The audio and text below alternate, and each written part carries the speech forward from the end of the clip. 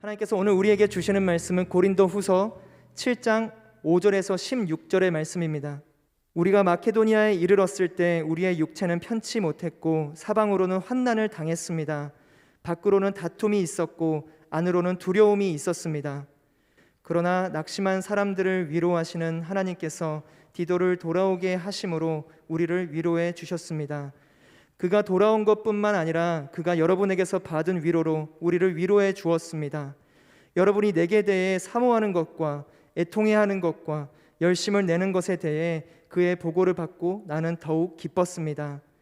내가 편지로 인해 여러분을 근심하게 했다 할지라도 지금은 후회하지 않습니다. 내 편지가 여러분을 잠시 상심하게 했다는 것을 내가 알고 후회하기는 했으나 지금은 내가 기뻐하고 있습니다. 왜냐하면 여러분을 근심하게 했기 때문이 아니라 근심으로 회개하게 됐기 때문입니다. 여러분은 하나님의 뜻대로 근심한 것이므로 결국 여러분은 아무것도 손해를 본 것이 없습니다. 하나님의 뜻대로 하는 근심은 구원에 이르는 회개를 가져오므로 후회할 것이 없습니다. 그러나 세상 근심은 죽음을 가져옵니다. 보십시오. 하나님의 뜻대로 하는 이 근심이 여러분에게 얼마나 간절함을 불러일으키며 변명함과 두려움과 사모함과 열심과 응징의 마음을 불러일으켰습니까? 여러분은 모든 일에 여러분 자신의 깨끗함을 보여주었습니다. 그러므로 내가 여러분에게 편지를 쓴 이유는 불의를 행한 사람이나 불의를 당한 사람을 위한 것이 아니라 우리에 대한 여러분의 간절함이 하나님 앞에서 여러분에게 밝히 드러나게 하려는 것입니다. 이로 인해 우리는 위로를 받았습니다.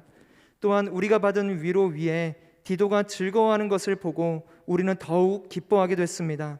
그는 여러분 모두로 인해 심령에 새로운 힘을 얻었습니다. 내가 여러분에 대해 디도에게 무슨 자랑한 것이 있다 할지라도 나는 부끄럽지 않습니다. 우리가 여러분에게 말한 모든 것이 사실이었던 것처럼 우리가 디도에게 자랑도 사실이기 때문입니다. 디도는 여러분 모두가 두렵고 떨리는 마음으로 자기를 받아들여주고 순종한 것을 기억하며 여러분에 대한 애정이 더욱 깊어졌습니다. 나는 여러분을 전적으로 신뢰할 수 있게 돼 기쁩니다. 아멘. 할렐루야, 할렐루야. 오늘도 우리와 함께 하시는 참 좋으신 주님의 이름을 찬양합니다. 우리 높고 위대하신 하나님 앞에 우리 뜨거운 감사와 찬양과 영광의 큰 박수 올려드리며 나아가겠습니다. 우리와 함께 하시는 주님, 영원하신 주님의 이름을 찬양합니다. 할렐루야. 네, 여러분, 열정에도 온도가 있죠. 우리 다시 한번 뜨겁게 이 마음과 뜻과 정성을 다해서 오늘 우리의 박수가 그 하나님의 보좌를 높이는 찬양의 고백이 되도록 다시 한번 이렇게 영광과 찬양의 큰 박수 올려드리겠습니다. 오늘 이 가운데 함께 하시는 주님, 아름다우신 주님의 이름을 찬양합니다. 찬양받기에 합당하신 주님의 이름을 높여드립니다. 할렐루야. 오늘 이 시간 특별히 흩어진 교회로 영상으로 함께 예배하는 우리 사랑하는 SNS 식구들을 향해서도요, 우리 사랑과 따뜻한 격려의 박수를 보내겠습니다. 여러분 있는 모든 곳에 하나님의 충만한 나라가 임하게 되기를 주님의 이름으로 축원합니다. 사랑하는 여러분, 성령 충만하십시오. 말씀 충만하십시오.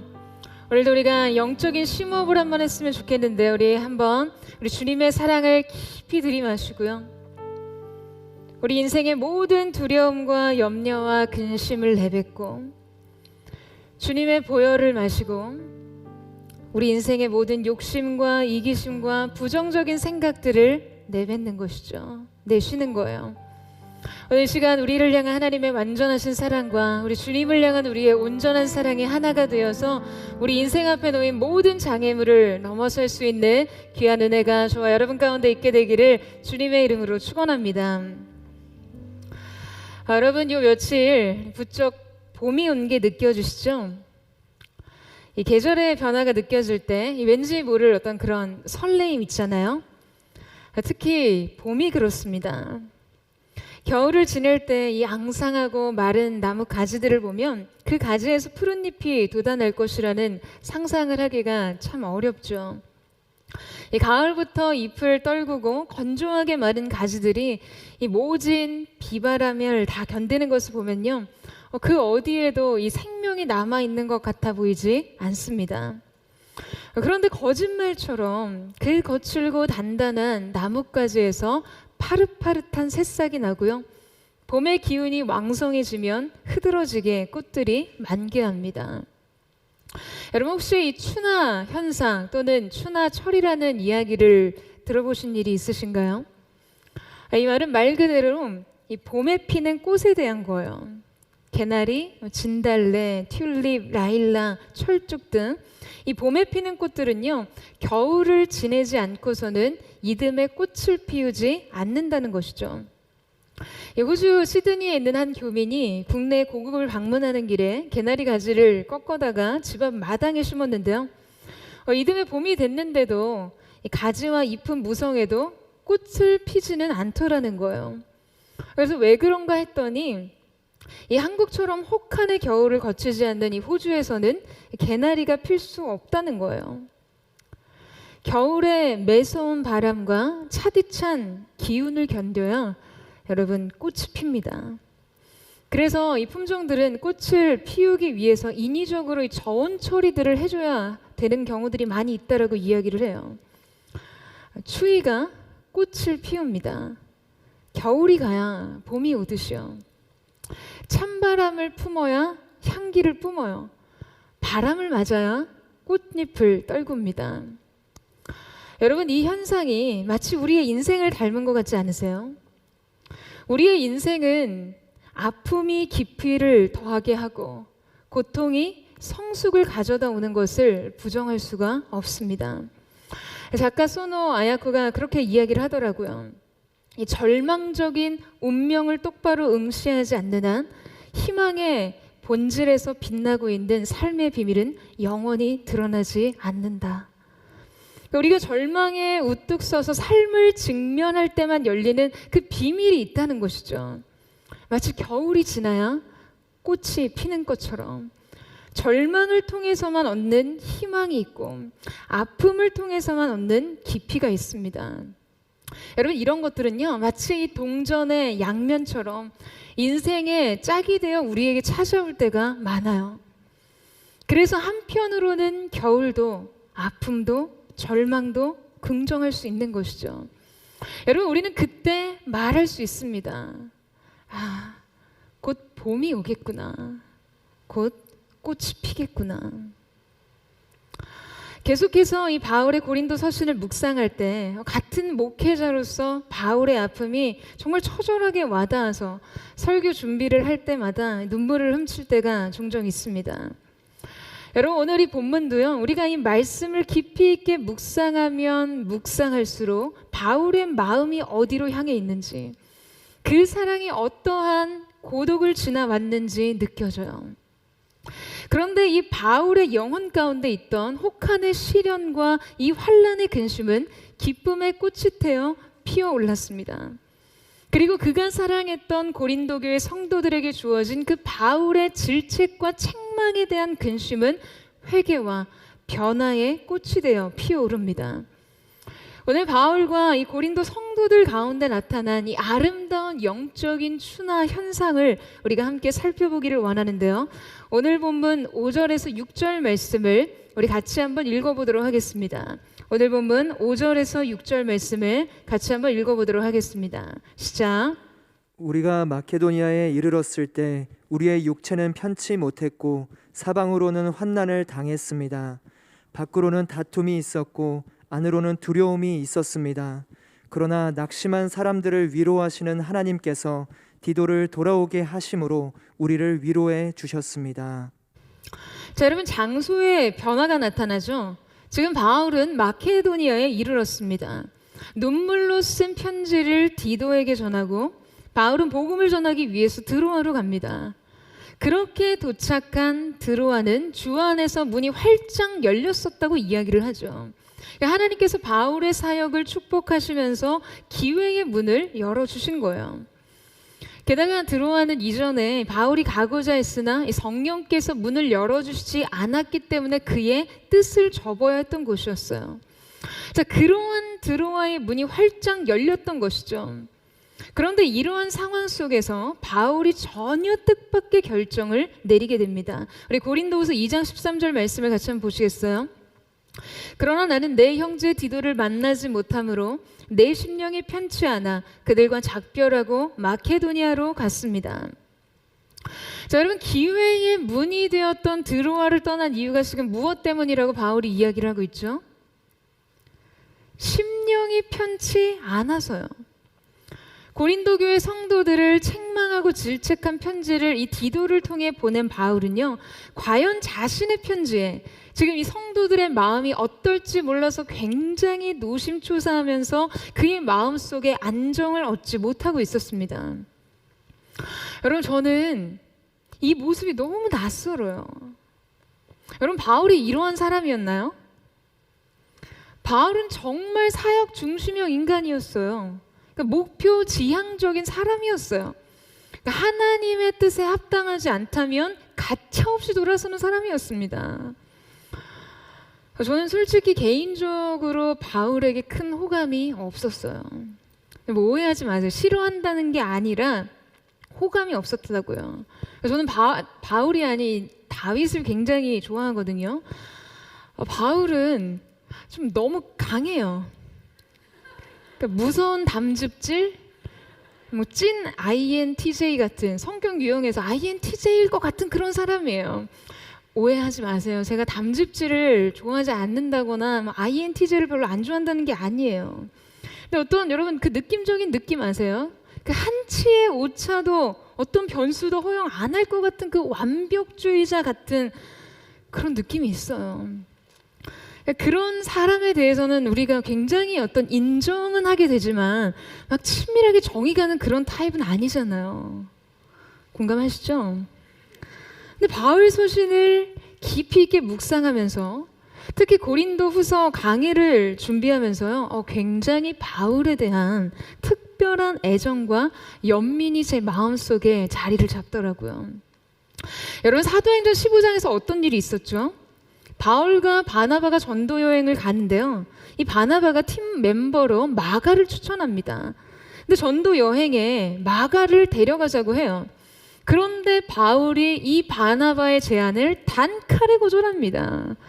이유인 즉슨 밤빌리아에서 마가가 전도 여행을 하던 중에 중도 포기하고 집으로 돌아간 일이 있었거든요. 너무 힘들다고 집으로 돌아갔어요. 그러니까 바울은 그러한 이유로 마가를 거부합니다. 그러니까 바울의 입장에서 주님의 복음 앞에서 사사로운 자기의 문제로 낙오한 사람은 절대로 용납할 수가 없는 거예요. 바나바는 그래도 마가에게 기회를 주자고 그를 품어야 한다고 바울을 설득하지만 오히려 그 일로 바울과 바나바의 갈등이 깊어져서요, 결국에는 서로 팀을 나눠서 서로 각자 전도 여행을 떠나게 됩니다. 여러분, 그런 바울이었어요. 그런데 고린도를 향해 명명백백 합당한 책망과 이 권면을 한 바울이 혹여라도 고린도 교회 성도들이 그 편지를 받고 마음이 상하고 아파했을까봐 여러분 노심초사합니다. 그의 심령이 편하지 않았다고 이야기해요. 게다가 그래서 자신이 너무나 원했지만 가지 못했던 그 드로아의 놀라운 기회가 열렸는데 여러분 그 앞에서 돌아서요. 이게 바울이라고요? 여러분, 이전에 바울을 생각할 때는 잘 이해되지 않는 모습이죠. 그런데 고린도후서 말씀을 이 강의를 깊이 묵상하면서 알게 되었어요. 무엇을요? 바울이 사랑 때문에 약자가 되었다는 것을요. 사랑해서 흔들리고 너무 많이 사랑해서 정의 내릴 수 없는 행동을 하기도 합니다. 그런데 또 사랑해서 버티고 사랑해서 끝내 이겨내요. 사랑 때문에요. 사랑 때문에 그는 사역적 성공보다 근심을 택했고 사랑 때문에 기회 앞에서 뒤로 물러서는 것을 택했어요. 사랑 때문에 합당한 책망보다 용납을 전하고 싶어 했습니다. 사랑이 이유가 된 것이죠. 그는 점점 우리 주님의 모습을 닮아가는 것 같아요. 여러분, 바울의 사랑이 겨울을 만납니다. 여러분, 바울은 복음 사역 중에 계속된 공격과 모함과 비난에 직면합니다. 긴 고독을 견뎌야만 했어요. 하지만 그 시간을 통해서 바울은 예수님의 사랑을 배워갑니다. 99마리의 양을 남겨두고 한 마리의 잃은 양을 향해 가셨던 그 예수님의 마음을 알게 됐어요. 복음의 길에서 이탈한 그 누군가를 품는 것, 그리고 그 잃어버린 누군가를 되찾기 위해 다시 먼 길을 가는 것, 바로 그것이 여러분 우리 주님의 마음인 것이죠. 여러분, 예수님께서도 한 마리 잃은 양을 찾기 위해서 많은 것을 감수하셔야만 하셨어요. 예기치 않은 손실이 있을 수도 있겠죠. 바울도 마찬가지였어요. 사랑 때문에 꿈과 가능성을 포기했습니다. 여러분, 사실 이 99마리를 배제하고 하나를 선택했다는 이 결정을요, 우리가 만약 성과의 문제로 본다면 여러분 이것이 이해가 되고 설명이 되겠습니까? 기회의 문제로 본다면요, 경영의 원리를 해석한다면요, 여러분 이것은 사랑만이 선택할 수 있는 결정이었어요. 여러분, 사랑은요 부담감입니다. 뿌리칠 수 없는 부담감이요. 여러분이 인생에서 설명할 수 없는 그 부담감을 느낄 때 여러분 그때 힘써 주님의 마음을 느끼세요. 그 마음을 통해 주님의 사랑과 섬김과 용납을 배우세요. 그 사랑에 대한 부담감을 자기 방법으로 해결하고 여러분 자기의 지혜로 풀어나다가는 여러분 실패하고 맙니다. 하나님은 사랑이시라. 여러분 우리 주님 자체가요 사랑이세요. 여러분 이 사실을 믿으시죠? 그렇기 때문에 우리가 누구에게서 그 사랑을 배울 수 있나요? 우리 주님께 배워야죠. 여러분, 하지만 사랑을 통해 비로소 아픔을 느낀다는 말처럼 사랑은 우리에게 아픔을 줍니다. 우리가 누군가를 사랑하려면요 자신의 존재가 자신이 확장되어야 해요. 누군가를 사랑하면서 자기 마음이 자라나면요 이 마음도 우리가 어린 시절 자라가면서 성장통을 경험한 것처럼 우리의 마음도 성장의 통증을 느낄 수 있습니다. 마음에도 성장통이 있어요. 하지만 그렇게 사랑을 배우고 주님을 알아가는 것이죠. 사랑이 고난을 만날 때 피어난 꽃, 여러분 그것은 우리 주님의 마음이었어요. 아마도 바울은 그 마음을 이 겨울에 고난과 함께 배운 것이 아닐까라는 생각을 하게 됩니다. 우리들의 일상 속에서는 늘 크고 작은 문제들이 존재하지만 여러분 우리가 그것을 어떤 고통이라고 부를 만큼의 것이 아닐 때는요 그 반복되는 보통의 삶 속에서 이 마음이 가난을 잃어버리면요 이 영성이 마를 수 있겠구나 라는 그런 순간들을 만날 때가 있습니다. 정말 받아들이고 싶지는 않지만 인정하고 싶지는 않지만 여러분 고통이 주는 선물은 무엇입니까? 고통 가운데 계시는 주님을 만날 수 있다는 거예요. 여러분 친구 중에서도요 고생할 때 만난 친구 있죠. 인연 중에서도 정말 힘들 때 위로가 됐던 그런 인연 있잖아요. 여러분 그러한 관계의 농도는 좋을 때 스치는 인연과는요 정말 많이 다릅니다. 내가 내 마음을 놓고 내 마음을 내려놓고 울어본 대상, 그 앞에서 나를 무너뜨릴 수 있는 대상은요 그냥 적당히 나를 관리하면서 나이스하게 사귈 수 있는 대상과는 전혀 달라요. 여러분 주님과 우리도 마찬가지예요. 우리가 고통 가운데 만난 주님은 평탄한 삶에서 동행하는 주님과의 관계와는 또 다른 깊이의 만남입니다. 다른 누군가를 부를 수 없어서 절박하게 주님을 찾을 때 나의 손을 잡아주시는 그 주님을 만나면요 여러분 그 사랑에는 다른 대체제가 생길 수 없어요. 고통에 몸부림치면서 주님을 부르면 그 작은 신음에도 귀를 기울이시는 주님을 느낄 수가 있습니다. 그 주님의 임재가 너무나 가까이 느껴져요. 언젠가 동생의 일기장에서 그런 글귀를 본 적이 있어요. 몰래 본 거 아니고요. 저희 아버지 어머니가 편찮으셔서 병원에 계실 때였는데요. 이 의사의 진단과 함께 인생의 가장 큰 두려움에 직면하는 순간이에요.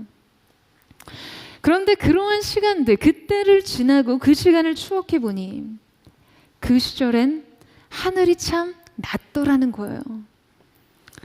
하늘이 아득히 높고 닿을 수 없이 그렇게 멀지 않고요. 그 병동의 두려움과 슬픔 가운데 오갔던 그 시절을 떠올려 보면 하늘이 바로 머리 위에 닿아 있다고요. 주님의 위로가, 주님의 동행이 언제나 눈만 뜨면, 고개만 들면 바로 닿을 수 있는 그곳에 있었다는 것이죠. 하늘이 내리고 사랑이 내려와서 인생을 위로하고 땅을 만지는 곳이에요. 고통은 도르래와 같아서 그 무게가 무거울수록 그 고통은 우리를 하나님께로 이끈다. 여러분 누가 한 말인지 아세요? 제가 한 말이에요. 수년 전 기도 노트에 썼던 그런 이야기입니다. 사랑하는 여러분, 고통 많이 안내하는 주님과의 만남이 있습니다. 여러분 각자의 상황 가운데 여러분만의 예수님을 만나세요. 환난 가운데 낙심한 분, 인생의 큰 문제를 만나 어찌할 바를 몰라 당황하시는 분, 더 큰 성장과 더 큰 도약을 위해 인생의 모든 힘을 집중시키느라 힘과 용기가 필요한 분, 사랑하는 여러분, 모두 각자의 상황에서 각자의 예수님을 붙잡으세요. 바울의 인생의 혹한기에 여러분 그를 반대하고 모함하고 비난하는 사람들을 그가 사랑으로 품으며 예수님 닮은 사랑으로 깊어졌던 것처럼 저는 저와 여러분의 인생이 바로 그러한 사람과 같게 되기를 주님의 이름으로 축원합니다. 우리의 인생의 겨울 속에서만 피워낼 수 있는 영적인 그 아름다운 꽃, 아름다운 사랑의 꽃을 피워낼 수 있는 저와 여러분 되시기를 주님의 이름으로 축원합니다. 자, 그렇게 심령이 편치 않아서 이 사랑 때문에 물러난 자리, 이 마케도니아에서 이 바울을 기다리고 있었던 것은 무엇이었는가? 자, 여러분 무엇이었습니까? 우리 5절 말씀 다시 보시겠어요? 우리가 마케도니아에 이르렀을 때 우리의 육체는 편치 못했고 사방으로 만난 환난을 당했습니다. 밖으로는 다툼이 있었고 안으로는 두려움이 있었습니다. 근심 때문에 마음이 편치 않아서 마케도니아에 갔다면 여러분 그곳은 바울에게는 피할 길이자 안식처와 피난처 같은 곳이어야 하죠. 그런데 바울의 고백은 우리 가슴을 또다시 답답하게 만듭니다. 여러분 뭐라고 하죠? 그가 마케도니아에 이르렀을 때 그의 육체는 쉴 수 없었고 사방으로 환난을 당했다고 해요. 밖으로는 다툼이 있었고 안으로는 두려움이 있었습니다. 여러분 여기서 말하는 이 사륵스라는 이 단어는요, 이 육체란 바울이 일반적으로 말하는 어떤 죄와 부패한 본성을 지칭하는 그런 용어가 아니라 감정을 느끼는 마음 혹은 연약함을 깊이 체험하는 감각적인 본성을 의미하는 그런 단어입니다. 그러니까 그는 지금 지극히 인간적인 자신의 연약함을 느끼고 있었던 것이에요. 밖으로는 다툼과 같은 그를 대항하는 반대자들과의 그 싸움과 박해를 당하면서 안으로는 두려움과 같은 정신적인 불안과 염려에 완전히 휩싸여 있었어요. 여러분, 마케도니아는 바울에게 있어서 더 큰 산이었어요. 심령이 편치 않았던 드로아에서의 고통에서 벗어나고자 했는데 그를 기다리고 있었던 것은요, 사방으로 둘러싸인 환난과 밖으로는 다툼이요 안으로는 두려움이었어요. 그러니까 여러분 바울이 얼마나 지치고 힘들었을까요? 그는 낙심했어요. 여러분도 이런 경험 있지 않으세요? 피할 길을 찾았는데 더 큰 산을 만났어요. 위로를 얻고자 했는데 다툼이 있고요. 안식을 얻고자 했는데 두려움이 밀려와요. 이 일만 끝내면 좀 쉴 수 있을 줄 알았는데 더 과중한 업무가 압박해 옵니다. 바울은 말하죠. 사방으로 환난을 당했다고요. 바울은 지금 연이은 고난을 통해 내적으로 굉장히 많이 낙심하고 침체되어 있을 거예요. 여러분, 이것은요, 믿음이 약해진 것과는 다릅니다. 수많은 환난과 고난 가운데 그 믿음을 발휘하기 위해서 너무 지쳤던 것이죠. 여러분, 이럴 때 어떻게 해야 되죠?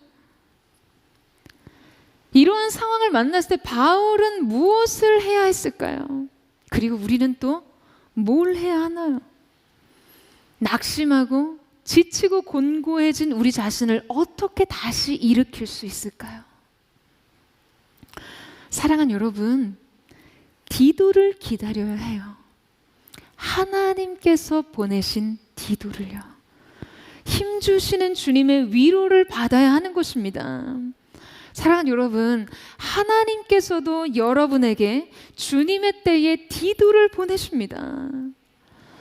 여러분, 하나님께서는 이 갈멜산 승리 이후 이세벨의 위협에 완전히 낙심하고 소진된 엘리야를 위로하셨던 하나님의 그 위로의 방법이 있으셨어요. 여러분, 그 방법을 한번 생각해 보세요. 그는 삶을 포기하고 죽기를 기다리는 그런 사람처럼 쓰러져 있었습니다. 그때 하나님께서는 그에게 천사를 보내세요. 성경 원문에서 하나님이 보내신 천사의 행위를 이렇게 묘사하고 있습니다. 그런데 이것을 보라. 천사가 그를 만지고 있었다. 여러분, 이때 엘리야에게 다가온 이 손길은 어떤 의미였을까요? 여러분, 우리가 어린 시절에 열이 펄펄 나고 아프면 굉장히 정신이 아득해지죠. 그런데 그 흐릿한 기억에 이마를 짚어보는 이 엄마의 손길이 느껴질 때가 있어요. 그 아픈 와중에 그 손길이 느껴지면요, 왠지 모를 그 마음 안에 서러움이 만져지는 것 같기도 하고 아픈 게 다 나은 것 같은 느낌이 들기도 해요.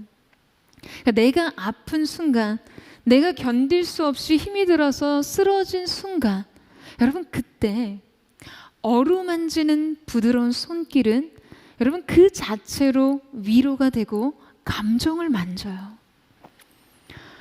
주님께서 엘리야의 시대에 그에게 현사의 현현을 통해 천사의 손길을 통해 직접적으로 그 손길을 베푸셨다면요, 언제나 주님의 사람들을 위로하시기 위해 보내시는 천사들과 그 손길이 있습니다. 바로 여러분의 인생에서도요, 그 손길은 주님의 위로예요. 하나님께서는 바울의 이 내적인 침체와 깊은 고독을 위로하실 가장 결정적인 방법을 잘 알고 계셨습니다. 바로 그때 하나님께서는 디도를 보내셨어요. 여러분, 디도는 바울에게 있어서 영적인 아들과 같았어요. 그러니까 이렇게 힘들고 낙심하고 지친 상황에서 디도와의 만남 자체가 바울에게는 굉장히 큰 위로가 되었을 거예요. 사랑하는 여러분, 저는요, 저와 여러분에게 이 하나님께서 보내주시는 디도를 만나는 은혜가 있게 되기를 주님의 이름으로 축원합니다. 하나님이 보내신 위로로 인생에 지치고 곤고했던 육체와 낙심하고 상심했던 마음을 다시 일으켜 주시기를요. 또한 오늘 우리가 함께 드리는 이 예배가 여러분에게 하나님께서 보내주신 디도와 같게 되기를 주님의 이름으로 축원합니다. 바울에게는 이 디도를 만난 일 자체가 굉장한 큰 위로와 격려였지만, 여러분, 그에게 더 큰 위로가 되었던 것은요, 디도가 가지고 온 고린도 교회 성도들의 소식 때문이었습니다. 고린도 성도들의 이야기는 바울의 고통과 낙심을 뒤바꿀 굉장한 큰 기쁨과 위로가 되었어요. 자, 우리 6절에서 7절 말씀을 같이 한번 보도록 하겠습니다. 6절에서 7절 말씀 시작. 그러나 낙심한 사람들을 위로하시는 하나님께서 디도를 돌아오게 하심으로 우리를 위로해 주셨습니다. 그가 돌아온 것뿐만 아니라 그가 여러분에게서 받은 위로로 우리를 위로해 주었습니다.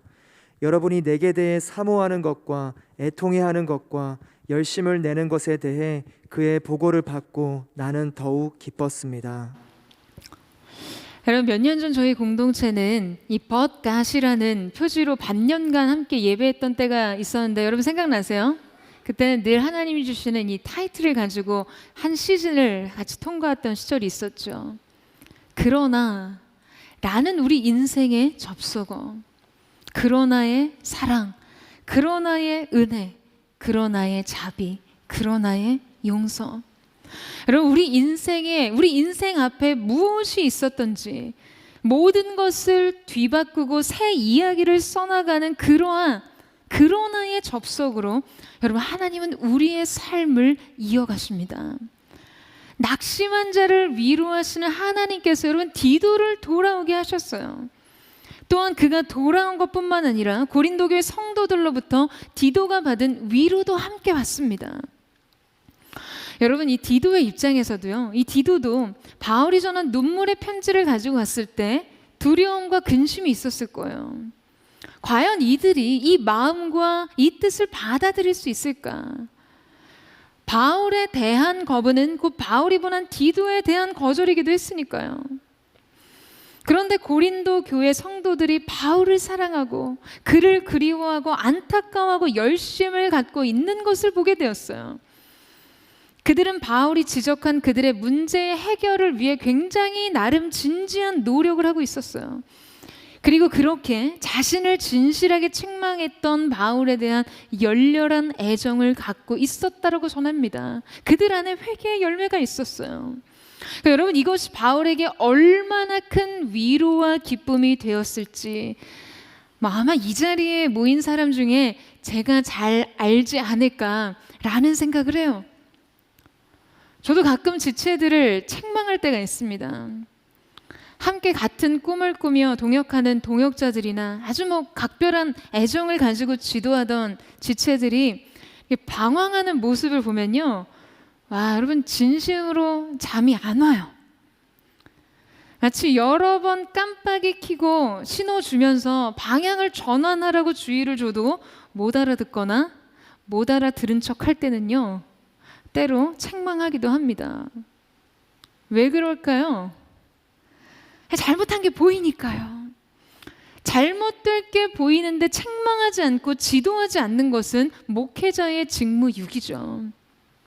그래서 마치 부모가 매를 들어서라도 자녀의 잘못된 행동을 고치려 하듯이 여러분, 그렇게 잘못을 지적하고 책망하면 당연히 아프겠죠.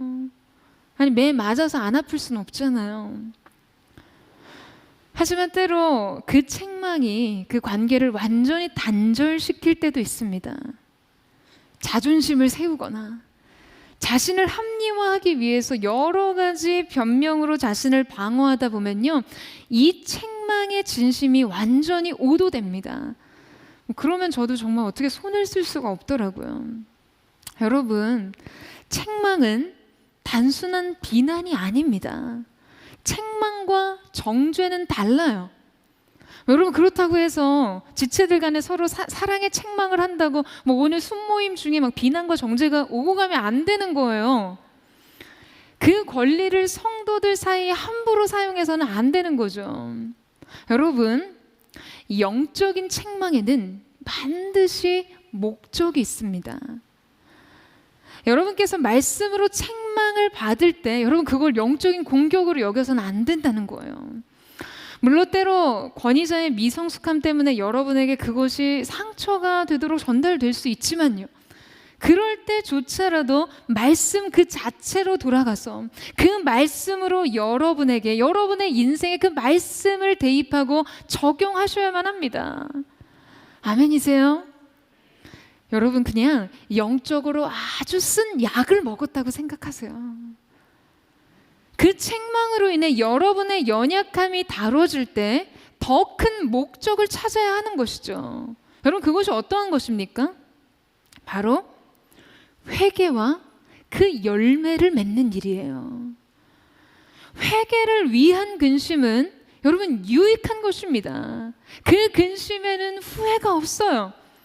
자기 죄를 인정하는 과정에서 자기가 짊어지게 된 자기 그 깨어짐의 고통은요, 여러분 우리의 영혼에 유익한 것입니다. 이거는 세상이 우리 가운데 주는 세상 근심과는 다르다는 것이에요. 자, 여러분 8절에서 9절 말씀 보시겠어요? 내가 편지로 인해 여러분을 근심하게 했다 할지라도 지금은 후회하지 않습니다. 내 편지가 여러분을 잠시 상심하게 했다는 것을 내가 알고 후회하기는 했으나 지금은 내가 기뻐하고 있습니다. 왜냐하면 여러분을 근심하게 했기 때문이 아니라 그 근심으로 회개하게 됐기 때문입니다. 여러분은 하나님의 뜻대로 근심한 것이므로 결국 여러분은 아무것도 손해를 본 것이 없습니다. 여러분 보세요. 바울이 드로아에서 마케도니아까지 그가 가지고 있었던 근심이 무엇이었습니까? 지금 고린도 교회 성도들이 바울이 쓴 그 눈물의 편지, 그의 책망을 담은 바울의 편지로 인해서 그들의 마음이 상심했다는 것을 알았던 것이죠. 그래서 그의 마음속에 근심이 있었어요. 사랑하니까요. 하지만 이제 그들을 책망한 것을 후회하지 않는다라고 이야기합니다. 여러분 왜 그렇습니까? 바울의 책망은 인간적으로 고린도 교회 성도들에게 근심이 되기는 하였으나 그 근심의 결과적으로 그 근심의 결과가 고린도 성도들에게 무엇을 불러일으켰기 때문이에요? 회개를 불러일으켰기 때문이에요. 책망이 목적을 이룬 것이죠. 여러분 때론 말씀이 우리에게 어떤 부딪힘이 될 때가 있습니다. 우리의 행동에 거치는 것이 될 때가 있어요. 우리의 양심을 누르고 흔들 때가 있습니다. 그런데 여러분 그럴 때 여러분의 반응은 어떠십니까? 여러분 창세기에 등장하는 이 가인과 아벨의 이야기를 잘 아시죠? 하나님께서 이 두 사람의 제사 중에 가인의 제사는 받지 않으셨어요. 그러자 성경은 가인이 굉장히 언짢아 화를 냈다고 기록합니다. 심지어 주님께서 이렇게 물으셨어요. 가인아, 어찌하여 내가 화를 내느냐? 그는 자신의 오류를 발견하자 그 불쾌감을 어떻게 해결하지 못한 채 분노하고 있었어요. 여러분 심지어 그 분노는요 실제적인 공격성으로 바뀌어서 가인으로 하여금 아벨을 죽이는 지경에 이르게 합니다. 아벨이 죽임을 당한 후 하나님께서 가인에게 내 아우 아벨이 어디 있느냐라고 물으세요. 여러분 이 질문 어떻습니까? 저는 이 질문이 아벨이 어디 있느냐라고 물으심과 동시에 마치 가인아, 너가 지금 어디에 있니? 너가 왜 거기까지 갔니? 라고 물으시는 것 같아요. 여러분 이 책망에는 하나님의 슬픔이 묻어 있습니다. 가인의 죄에 대한 마땅한 심판을 마치 불처럼 내리실 수 있는 하나님이셨지만 어쩌면 하나님께서는 가인에게 마지막으로 자신의 죄를 돌아보고 회개할 기회를 주고 계신 것이었죠. 그런데 그 질문에 가인이 여러분 어떻게 반응하죠? 제가 어떻게 알겠습니까? 제가 그를 돌보는 사람입니까? 라고 되묻습니다. 그러니까 이 한마디 말에 가인이 품고 있는 피해의식, 분노, 책임 전가가 얼마나 많은지 알 수 있어요. 여러분 그는 그의 명확한 잘못에도 불구하고 그 잘못의 정당성을 찾기 위해서 도리어 하나님께 그 책임 전가를 묻습니다. 하나님에게 책임을 돌려요. 결국 그는 최초로 하나님께 거부당합니다. 하나님의 동산에서 쫓겨나요. 가인이 하나님 앞을 떠나 에덴 동쪽에 있는 아무도 살지 않는 땅에 살았다고 성경은 기록하고 있습니다. 아무도 살지 않는 땅. 그는 스스로 축복의 땅에서 이탈해 고립을 선택한 것이에요. 여러분, 시작이 뭐였냐면요.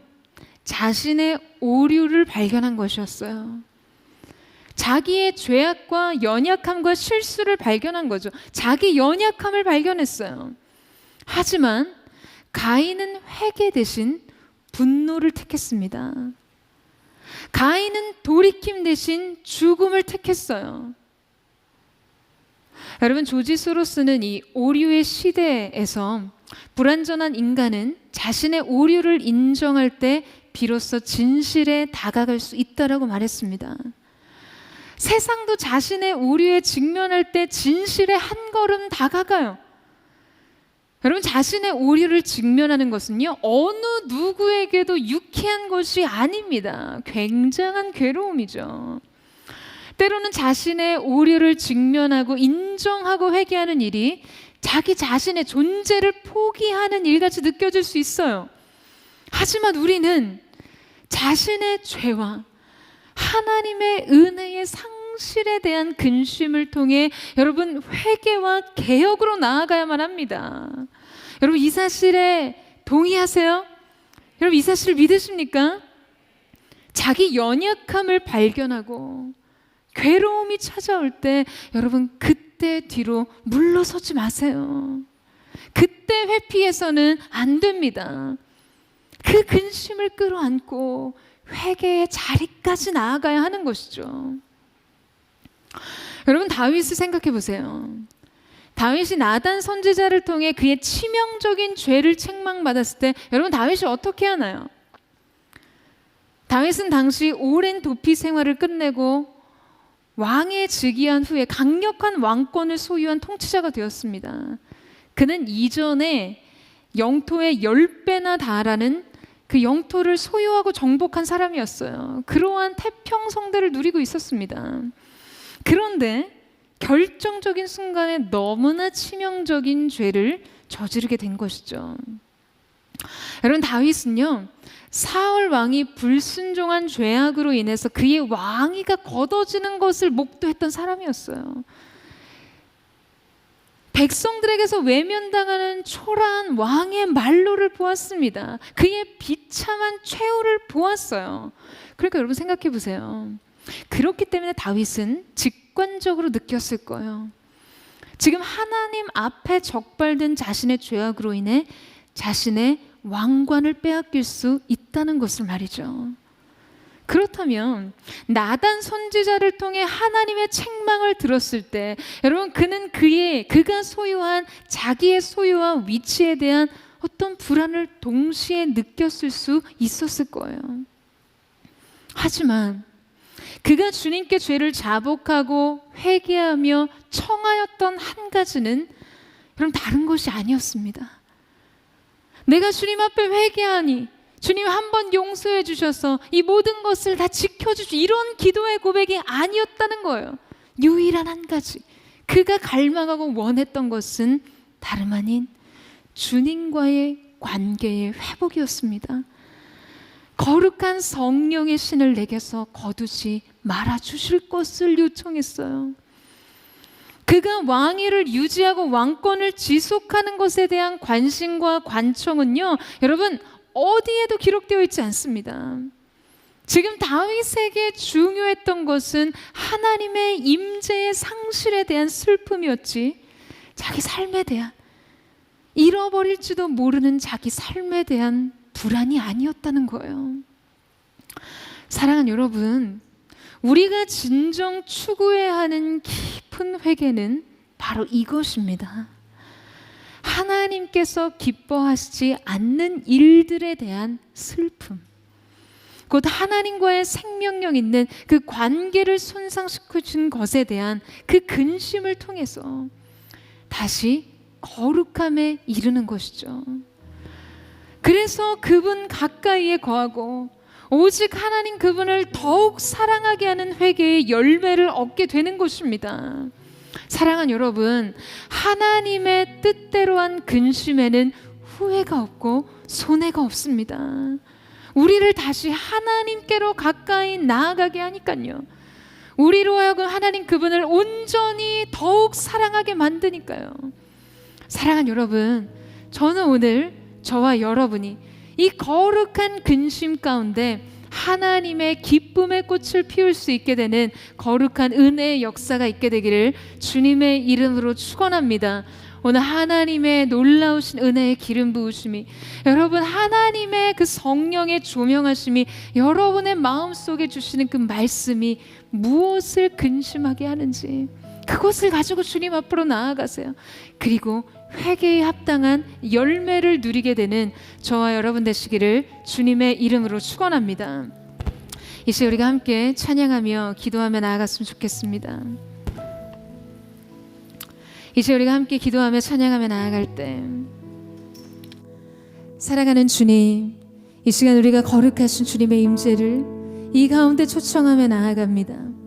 오늘 하나님 앞에 그 마음을 두며 하나님이 우리 가운데 주신 새로운 변화의 자리, 새로운 영적인 기쁨의 자리, 주님과 누리는 생생한 교제의 즐거움, 그 거룩한 성결의 자리로 우리가 나아가기를 원합니다.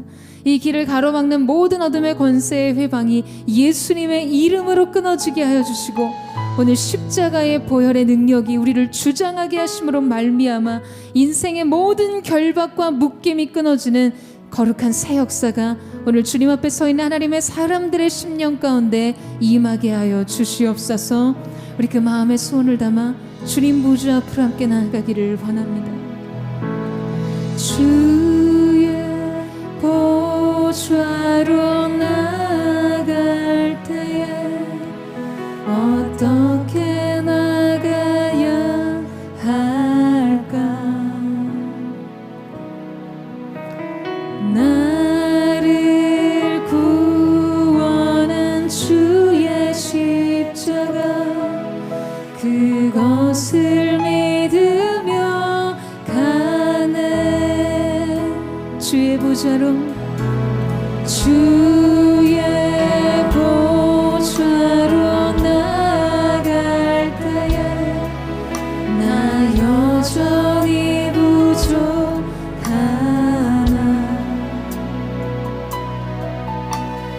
나를 부르신 주의 그 사랑, 그것을 믿으며 가네.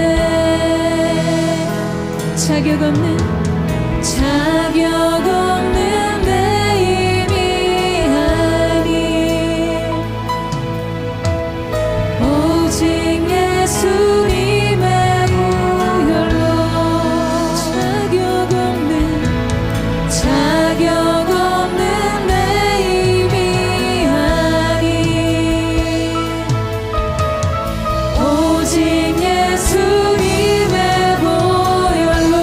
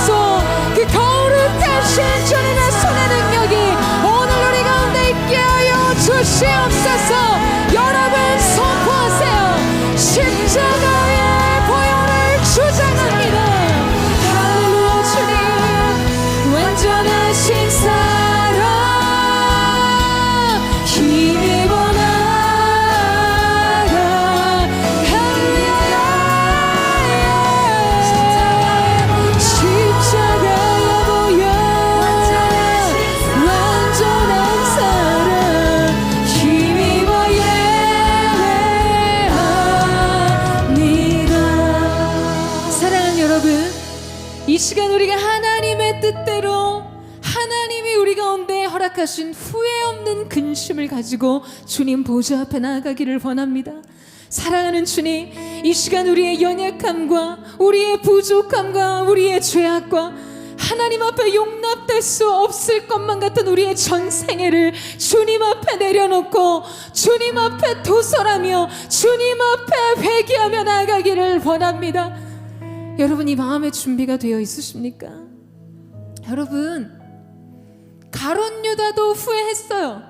성경은 기록합니다. 그가 후회했다고요. 예수 판 것을 후회했다고요. 자기 인생의 야망 때문에, 그 인생의 야망과 꿈을 채워주지 못한, 자기의 인생에 좌절을 준 예수님에 대한 배신감으로 예수를 팔았으나 그도 후회했다고 기록합니다. 그러나 가룟 유다의 후회는요, 회개의 열매로 이어지지 못했어요. 성경은 그의 후회를 메타멜론이라는 단어로 표현합니다. 감정적 후회를 했다는 거예요. 그러지 말걸, 하지 말걸, 그러지 않았다면 더 좋았을지 몰라 정도의 감정적 반응이었던 것이죠. 그러나 베드로가 주님 새벽다구는 그 울음소리를 듣고 나가 심히 통곡하며 고백할 때, 성경은 그때 메타노이아, 그가 그의 길을 바꿨다, 그의 마음의 변화, 그의 생각의 변화를 나타내는 단어를 사용합니다. 여러분, 우리의 인생이 진정한 변화에 이르지 못하는 이유가 뭐라고 생각하세요? 우리의 존재가 정말 주님 앞에 뒤집어져서 사도 바울의 인생처럼 사울에서 바울로 변화되는 다메섹 도상의 영적인 사건이 우리 가운데 경험되어지지 못하는 이유는요, 우리가 하나님이 주시는 우리의 인생의 근심을 후회가 남는 근심으로 머물러 두기 때문입니다. 사랑하는 여러분, 이 시간 주님 앞에 나아가시되 끝까지 가세요.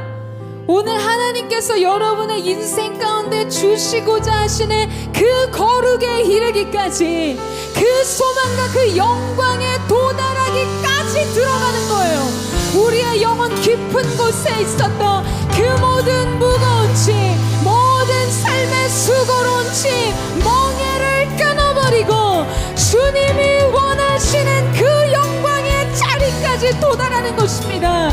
여러분, 이후에는요, 내 인생 속에서 하나님 앞에 밉보여서, 잘못 보여서 무언가를 잃어버리지는 않을까, 내 인생의 손실에 대한 근심이 아닙니다. 이것은 하나님의 임재에 대한 열망이에요. 우리의 회개는 하나님의 임재에 대한 갈망의 고백입니다. 이 시간 주님, 우리가 거침없이 하나님의 보좌 가운데 달려나가게 되기를 원합니다. 주님의 임재를 내게 거두지 마시고 거룩한 하나님의 영광으로 기름 부어 주시옵소서. 회개하며 주 앞에 서기를 원하오니 성령 하나님 역사하여 주시옵소서. 우리 전심으로 주여 세범을 짓고 합심하여 통성으로 기도하며 나아가겠습니다. 주여,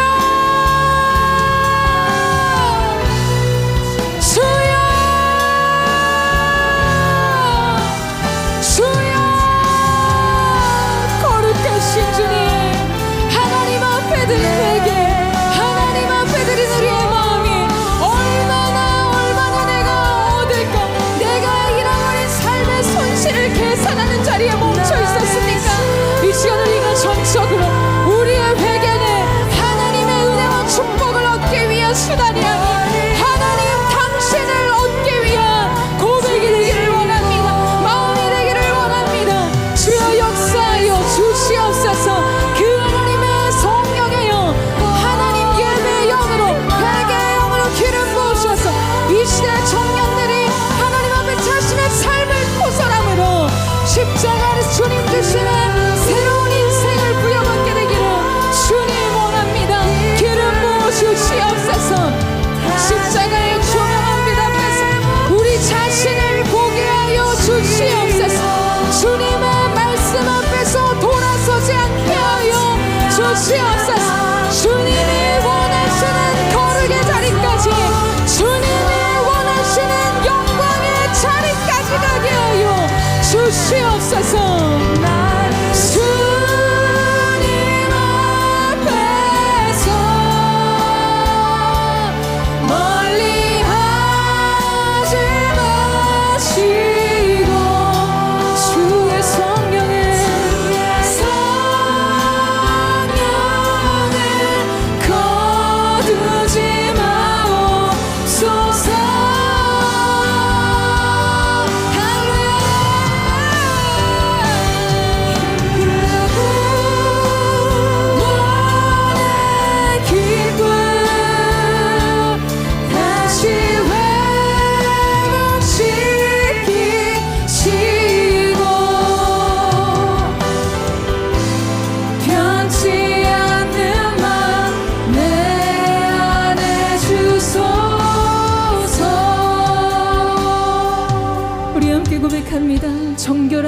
주시옵소서.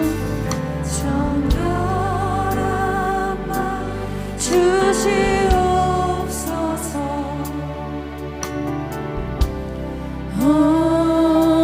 주님 정직한 영을 새롭게 하소서.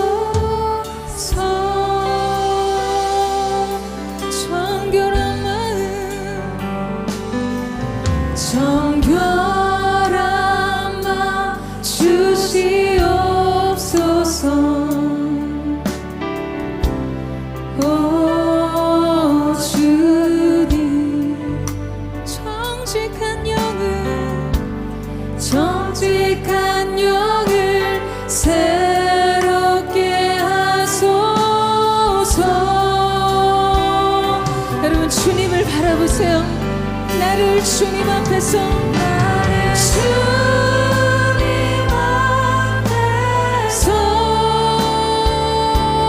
멀리 하지 마시고 주의 성령을 거두지 마옵소서.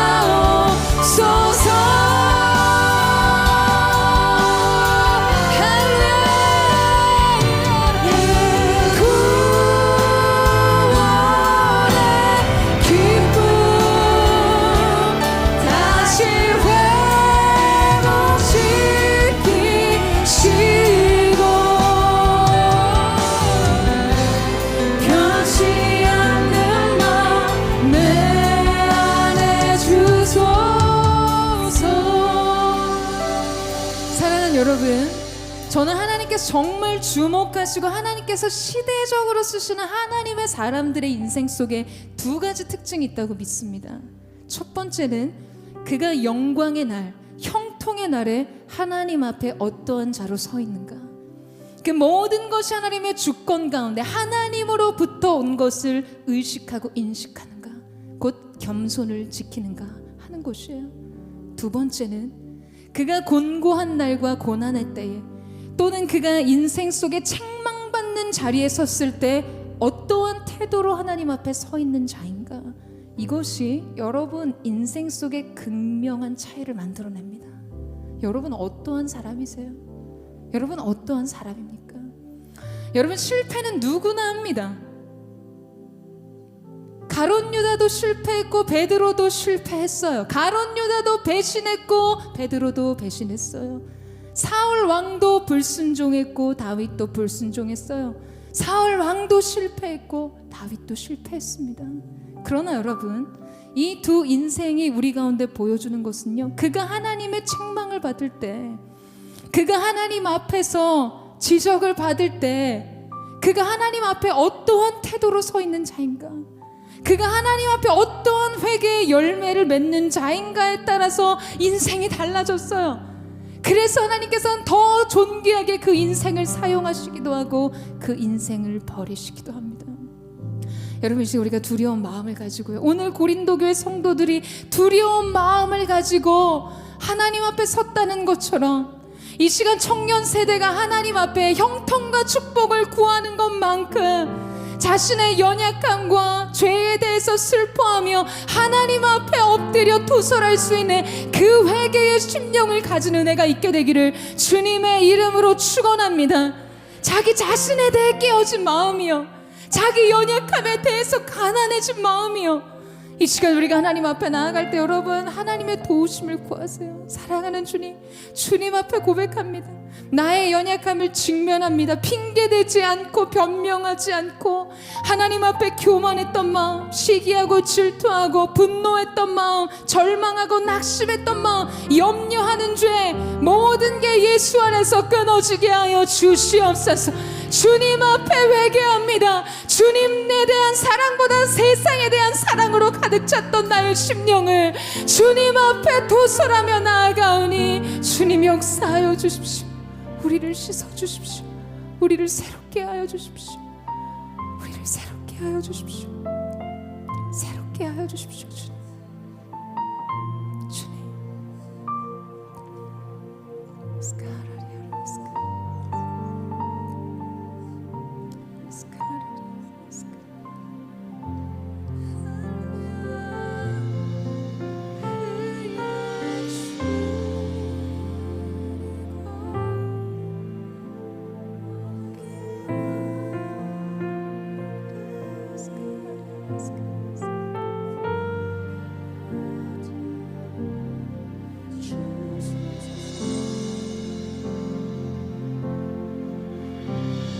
마음이 상한 자를 고치시는 주님, 하늘의 아버지 날 주관하소서. 주의 길로 인도하사 자유케 하소서. 새 일을 행하사 분케 하소서. 의의 주이고 목이 마르니 성령의 기름 부소서. 의의 주리고 목이 마르니 내 잔을 채워 주소서. 성령으로 채우사, 성령으로 채우사 주 보게 하소서. 주의 임재 속에 은혜 알게 하소서. 주 뜻대로 살아가리 세상 끝날까지. 나를 빚으시고 새날 열어주소서. 의의 주리고 목이 마르니 성령의 기름 부소서.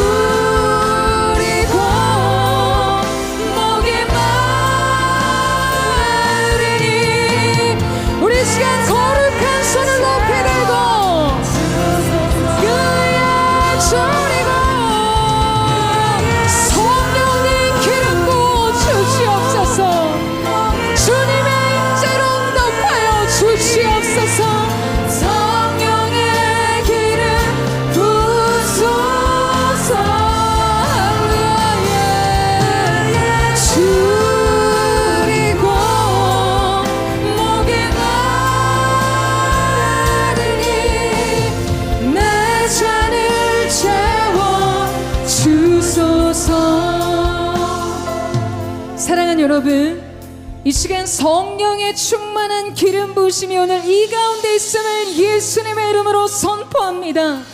기름진 까닭에 그들 어깨에 있었던 멍에가 끊어지리라. 말씀하신 그대로 이루어지게 하여 주시옵소서. 연약함의 멍에는 끊어질지어다. 질병의 멍에는 끊어질지어다. 죄와 육신의 정욕의 멍에는 예수님의 이름으로 끊어질지어다. 걱정과 염려와 근심의 멍에가 끊어지게 하시고 오늘 이 시간 하나님의 놀라운 임재 예수 그리스도 보혈의 능력으로 새롭게 하심을 잊게 하여 주시옵소서. 사랑하는 여러분, 오늘 이 시간 이 가운데 여러분 마음속에 풀어지지 않은, 여러분 하나님 앞에 드린 진정한 진심의 고백이었고 마음이었으나 그 무수한 시간이 지났음에도 불구하고 여러분이 듣고자 하는 위로의 소식을 듣지 못해서 인생의 드로아에서 마케도니아로 가신 분들이 있습니까? 그랬는데 그 자리에서 만난 더 큰 산이 여러분을 숨막히게 하고 있는 분 있지 않으세요? 여러분 인생이 그렇죠. 피할 길을 찾아 내려갔는데 더 큰 산을 만나요. 안식을 얻고자 했는데 두려움과 불안이 우리를 목재웁니다. 여러분 그때 우리가 해야 될 것은 무엇입니까? 주님이 보내시는 디도를 만나는 거예요. 주님을 기다리는 거예요. 우리가 할 수 있는 유일한 거예요. 주님 손에서부터 풀어지는 주님의 역사의 일을 바라보고 기다리는 것이죠. 곤고하고 지치고 피곤한 심령 가운데 새 힘을 주시는 하나님의 공급을 누리는 거예요. 여러분 주님의 어루만지심의 위로, 바울이 디도를 만났을 때의 기쁨뿐만 아니라 디도가 가지고 온 소식이 여러분의 인생 가운데도 반드시 있을 것입니다. 여러분 그러기 위해서 주님의 임재를 누리셔야 돼요. 그 임재 안에서 찾아오는 주님의 위로를요. 내 영혼 지치고 피곤할 때에 근심 걱정 내 맘 짓누를 때 난 잠잠히 주님을 기다리네. 주님 내 곁에 오실 때까지 내 영혼 지치고 피곤할 때 주님 그렇습니다. 근심 걱정 내 맘 짓누를 때 난 잠잠히 주님을 기다리네. 주님 내 곁에 오실 때까지 주 나를 느껴 산 위에 세우네. 거친 바다 위 걷게 하시네. 주만을 지할 때 강한 주네. 그 능력 내게 부어주시. 우리 다시 한번 고백합니다. 내 영혼 지치고 주님을 바라보고 주님을 기다리세요. 근심 걱정 내 맘 짓누를 때 난 잠잠히 주님을 기다리네. 주님 내 곁에 오실 때까지 주 나를 느껴 산 위에 세우네. 거친 바다 위 걷게 하시네. 주만을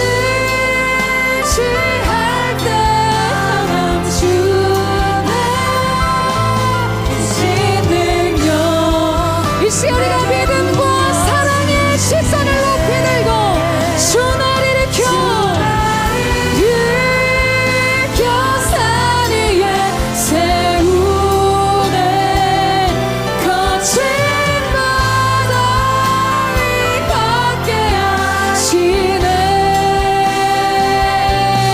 주만을 지할 때 강함 주네 크신 능력 이 시간 우리가 없으면서 기도하며 나아갈 때 사랑하는 주님 내게로 가까이 찾아와 주시옵소서 나로 사슴과 걷게 하사 나로 나의 높은 곳을 다니게 하시 그 하나님을 기다립니다 주님 오셔서 우리 인생을 새롭게 하여 주시옵소서 주님 우리를 이끌어 주시옵소서 우리 전심으로 주의 이름을 부르짖고 합심하여 동성으로 기도하겠습니다 주여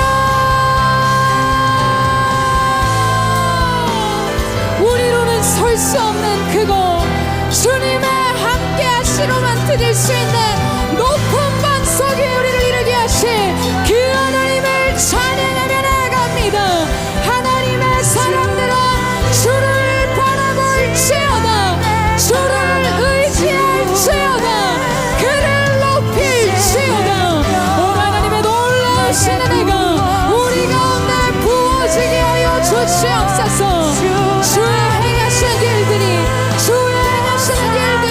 각설한 머리 위에 폭포수와 같이 부어지게 하여 주시고 하나님을 누리는 인생 될 수 있도록 역사하여 주시옵소서 새 일을 행하여 주시옵소서 오늘 영적인 자유가 있음을 예수님의 이름으로 선포합니다 평강이 내게 있을지어다 주님을 더욱 사랑하리라 더욱 사랑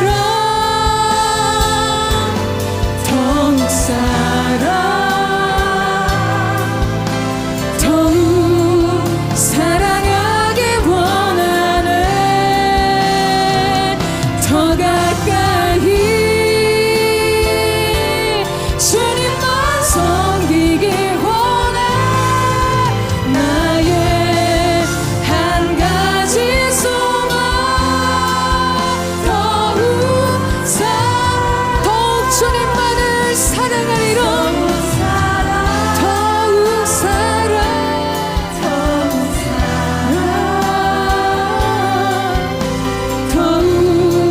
사랑하기 원하네 더 가까이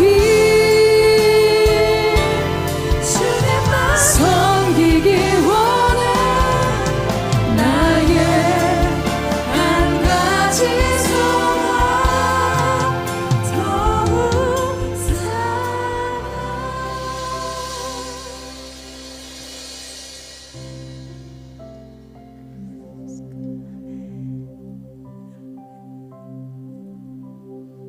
사랑하는 주님 이 시간 주님 앞에 이 마음을 드립니다 주님 우리가 힘써 주님을 얻기를 원합니다 근심이 없는 하나님 인생을 꿈꾸지 않게 하시고 후에 얻는 근심을 통해 주님을 얻는 열망이 우리의 전 생애를 사로잡게 하여 주십시오 하나님 그 열망으로 주님을 사랑하는 힘으로 인생에 지치고 곤고한 힘을 얻게 하시고 마침내 주님께서 우리의 인생에 보내신 그 디도를 만나게 하여 주십시오 주님 하나님께서 보내신 그 디도를 만나게 해주십시오 그래서 우리가 정말 우리의 품에서 피어난 사랑의 꽃을 보게 하시고 주님을 향한 온전한 사랑 주님이 내게 맡기신 하나님의 사람들을 사랑하는 그 넓은 사랑의 품이 오늘 우리의 심령 가운데 있게 하여 주십시오 여러분 다 같이 그 자리에 한번 일어나시겠어요? 우리가 하나님 앞에 우리 인생의 최종적 고백과 같은 이 고백을 주 앞에 드리기를 원합니다 주님을 더 사랑합니다 예수 사랑해요 나 주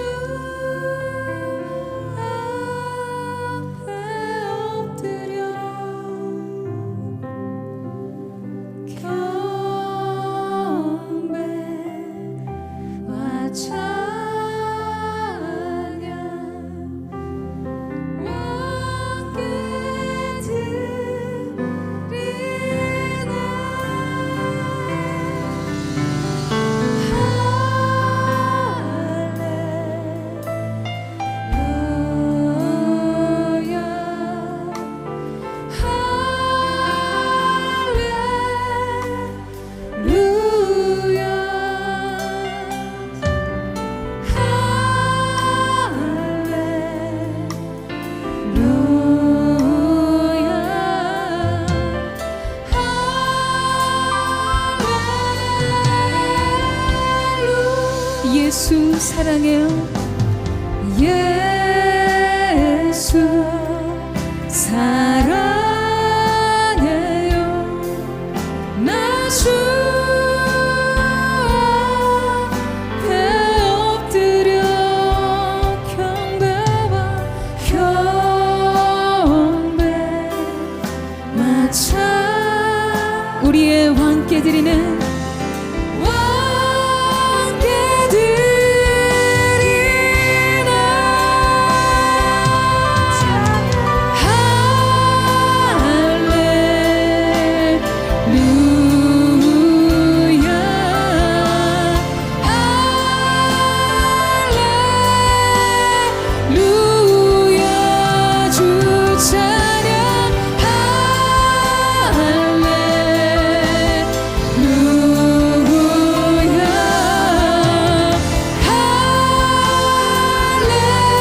전심으로 거룩한 손을 높이 들고 찬양 할렐루야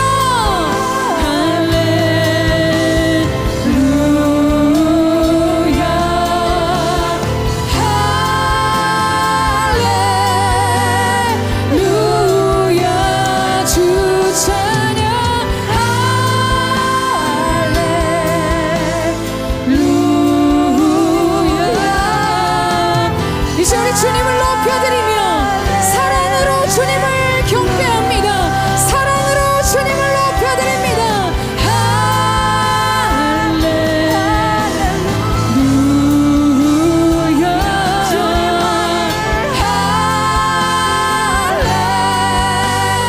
할렐루야 주 찬양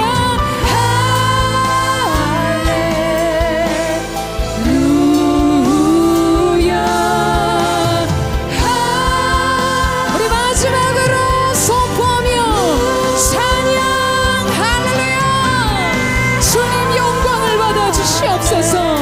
주님 찬양을 받아 주시옵소서. 예배용으로 충만한 거룩한 주님의 세대가 진보된 주님의 세대가 주님을 경배합니다. 주님을 예배합니다. 하나님의 사람들아 주를 찬양할지어다 예배할지어다 더욱 사랑할지어다. 사랑하는 주님 주님에 대해 목마릅니다. 주님을 알면 알수록 주님에 대한 목마름이 우리 가운데 더 깊이 일어납니다. 주님에 대한 사랑을 고백할 때마다 사랑하는 하나님의 사람들의 마음 가운데 넘치는 압도적인 주님의 영광의 임재가 부어지게 하여 주시옵소서. 주님 예배용으로 기름 부어 주시옵소서. 하나님을 전심으로 예배하는 거룩한 예배용의 기름 부으심이 하나님의 사람들 가운데 흘러넘치게 하여 주시옵소서. 사랑으로 열어가는 지혜, 사랑으로 열어가는 영광의 길, 사랑하는 하나님의 사람들의 인생이 사랑이 문이 되어 사랑이 길이 되어 사랑이 지혜가 되어 주님 가신 그 길을 끝까지 갈 수 있기를 원하오니 주님 함께하여 주시고 아버지 하나님 불타는 사랑의 그 불이 우리 모두의 심령 가운데 꺼지지 않도록 그래서 언제나 겸손하게 형통과 축복과 영광 앞에서도 겸손하고 질책과 징계와 책망 앞에서도 겸손할 수 있는 그런 하나님의 사람들 될 수 있도록 역사하여 주시옵소서. 오늘 하나님 앞에 물질을 드립니다. 이 구별된 물질이 쓰임받는 모든 곳에 하나님의 나라가 확장되게 하시고 주님이 어떠한 분이신지를 열방이 알게 되는 거룩한 은혜의 역사가 있게 하여 주시옵소서. 이제는 우리 구주 예수 그리스도의 은혜와 우리 하나님 아버지의 무한 극진하신 사랑하심과 성령의 감화 감동 교통케 하시며 충만케 하신 역사가 인생의 추운 겨울 가운데 핀 꽃처럼 하나님 고난과 시련과 질책 앞에서도 회개의 아름다운 열매를 맺으며 눈부신 기름 부으심의 인생을 살고자 주 앞에 고개 숙인 사랑하는 SNS 공동체 믿음의 청년들, 이들의 심령과 가정과 손의 수고 위에 이들의 장래 위에 이제부터 영원토록 함께 하시기를 간절히 축원하옵나이다. 아멘.